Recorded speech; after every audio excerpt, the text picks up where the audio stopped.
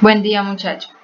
Hoy vamos a trabajar lo que es la teoría cuántica de Planck y el modelo de Bohr. Nuestro objetivo principal es seguir trabajando con los modelos atómicos, desarrollar los modelos atómicos, los cuales explican la estructura de la materia. Tenemos a Max Planck, que él propuso, es un físico, y él propuso o formuló que la radiación emitida o absorbida por los cuerpos calientes no se presentaban de manera continua, sino en forma de cantidades discretas de energía, es decir, cantidades como muy pequeñas. Esas cantidades pequeñas las llamó cuantos. Él descubrió una constante, de acuerdo a esos experimentos que venía haciendo, descubrió una constante de la naturaleza universal que se le conoce como la constante de Planck, que equivale a 6,6 por 10 a la 27 ergios por S o 6,6 por 10 a la menos 34 julios por S. La energía, según él, la energía de cada cuanto es igual a la frecuencia de la radiación multiplicada por la constante universal, y eso equivale a la fórmula que vemos abajo. Energía va a ser igual a la frecuencia, que es H, H es la constante por la frecuencia, que es la V, la frecuencia en hercios, y H es la constante de Planck. Eso es lo que él formuló, lo que Max propuso. ¿Y por qué lo propuso?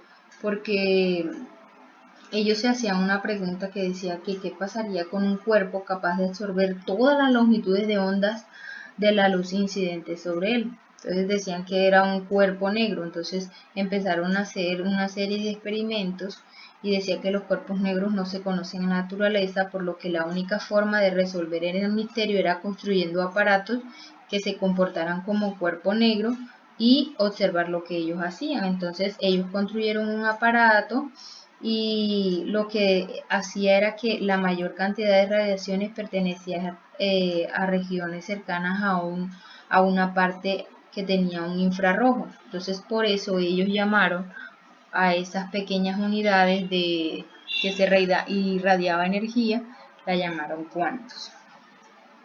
Otra persona que hizo parte de esta investigación después de mucho tiempo fue Albert Einstein. ¿Qué dijo él?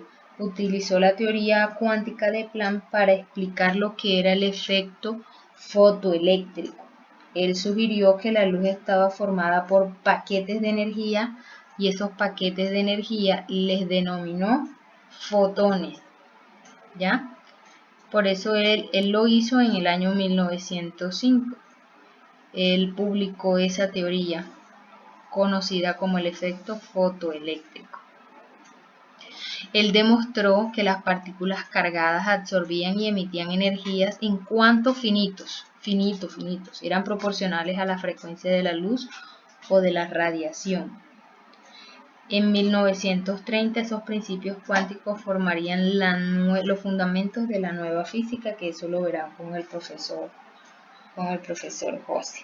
Entonces él decía que esos fotones, que esos paqueticos de energía denominados fotones, de donde se deduce que la luz de alta frecuencia, como el color azul o la radiación ultravioleta, tiene fotones más energéticos que aquella de baja frecuencia, como las ondas de radio o lo que es el color rojo.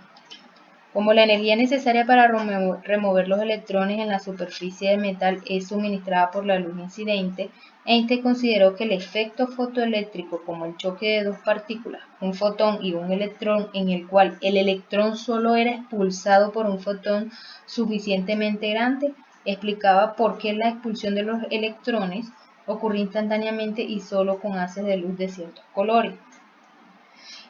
Lo único que había era que había un problema, que era la luz debería comportarse al mismo tiempo como una onda y como una partícula. Actualmente, ahora mismo, el carácter dual de la luz ha sido aceptado como una hipótesis de trabajo que sirve para dar explicaciones a un cierto número de observaciones de otro modo inexplicable. El efecto fotoeléctrico, más que todo, es la liberación de partículas eléctricamente cargadas cuando un material es irradiado con luz o radiación electromagnética.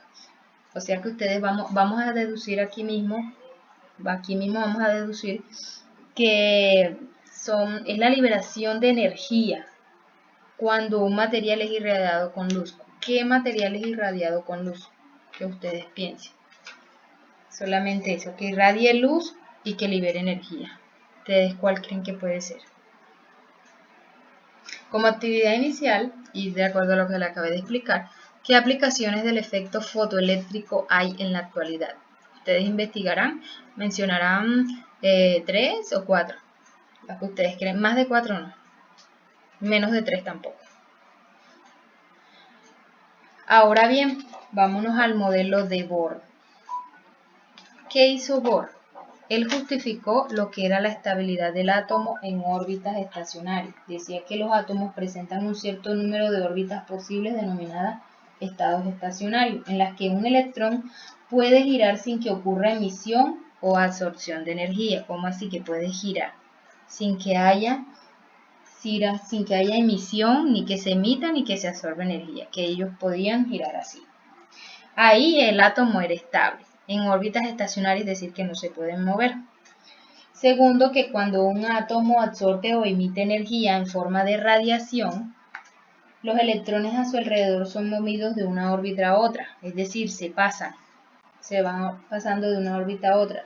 Si un electrón absorbe energía, es decir, se absorbe, va a pasar a una órbita mayor alejándose del núcleo. Si este es el núcleo y él está en el 1, pasaría al 2 cuando absorbe, se aleja del núcleo.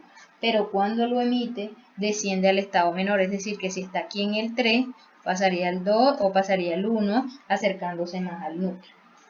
Ahora, eso es lo que decía él, de los saltos electrónicos.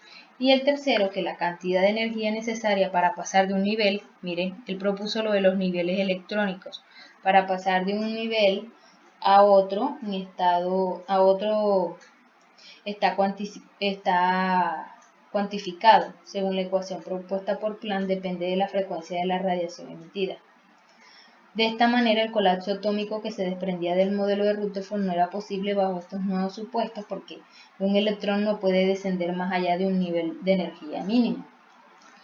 Estos postulados fueron planteados por Bohr en relación con lo del átomo de hidrógeno, que es el más sencillo que se conoce. Y tampoco es claro por qué eran posibles solo ciertas órbitas y por qué había discrepancias tan grandes entre las órbitas de diferentes átomos. Entonces, él introdujo lo de las órbitas estacionarias, también los conceptos de niveles de energía, que se pasaba de un nivel a otro cuando se absorbía y cuando se emitía se iban pasando, se iban acercando al núcleo, y también relaciona las propiedades químicas de los elementos según la estructura electrónica. O sea, él propuso lo que fue el sistema periódico en la tabla periódica. El modelo atómico de Bohr, los electrones giran, mira si se dan cuenta en la flecha, giran alrededor del núcleo en determinadas órbitas circulares, como lo estamos viendo aquí en la gráfica, que son estables energéticamente. Ahora bien, de acuerdo a toda esta explicación que hemos visto, a todo lo que hemos visto ahora y lo que ustedes puedan investigar, vamos a hacer estas dos preguntas. Vas a describir por medio de un gráfico. ¿Qué es un gráfico? Ay, mis, que no sé qué gráfico hacer. Usted puede escoger un mapa mental, un mapa conceptual, puede escoger cuadros, puede círculos, puede hacer imágenes, puede ser un diagrama de llave, lo que usted quiera. Hay infinitos gráficos si usted quiere hacerlo. ¿Qué va a explicar? El modelo atómico de Bohr. Y también, aparte, va a indicar qué no puede explicar este modelo. ¿Ya? ¿Qué no explica este modelo? Usted va a describir el modelo atómico de Bohr por medio de ese gráfico. ¿Qué es? ¿Qué describe? ¿Qué hace? ¿Qué hizo? ¿Qué propuso? Y aparte va a indicar que no puede explicar este modelo. Y en la segunda va a escribir, esto lo van a hacer en un documento de Word, de Google Docs, un documento en Docs con la actividad inicial y con esta actividad final. No va a hacer nada a mano ni nada, solo en documentos. En el segundo punto va a explicar por qué el espectro de emisión de un elemento es complementario de su espectro de absorción. Yo hablé de cuando se emitía y cuando se absorbía, ¿cierto? Ahorita cuando estamos pasando de niveles a otros. Entonces, ¿por qué el espectro de emisión de un elemento es complementario de su espectro de absorción? Solamente son 3 preguntas. Así que nos encontramos en nuestra class discussion a las 11 de la mañana si tienen dudas e inquietudes sobre el tema.